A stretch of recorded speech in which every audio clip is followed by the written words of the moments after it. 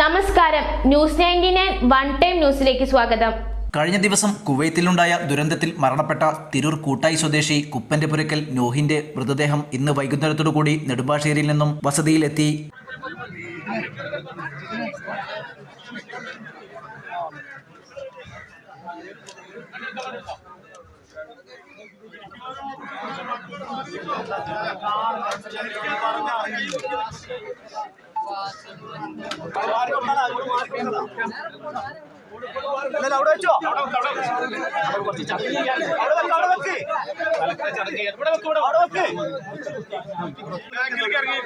ഇറങ്ങി നിൽക്കൂ, ഇറങ്ങിക്കോ.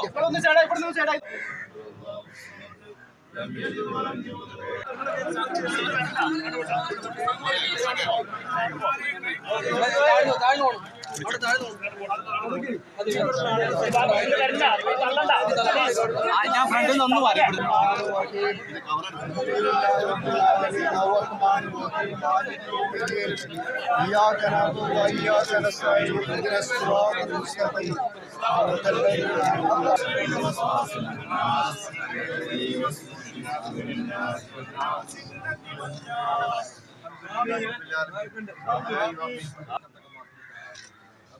ആമീൻ.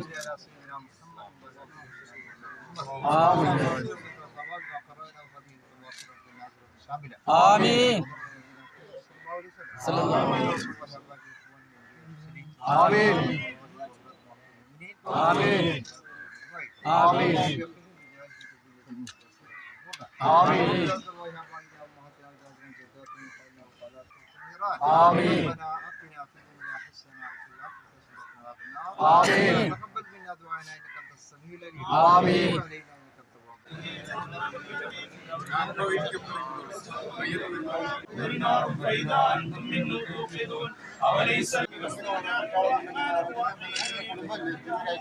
വെച്ചിട്ട് ബന്ധപ്പെട്ടവർ കാണിച്ചിട്ട് മയ്യത്ത്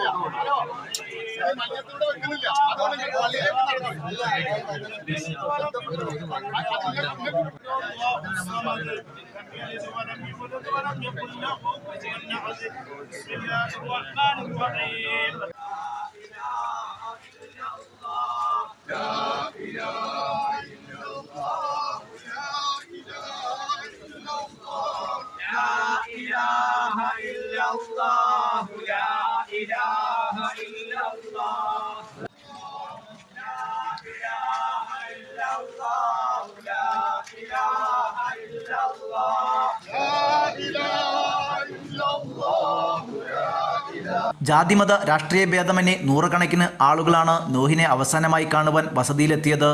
എന്നാൽ മയ്യത്ത് ആർക്കും കാണുവാനുള്ള സാഹചര്യം ഉണ്ടായില്ല.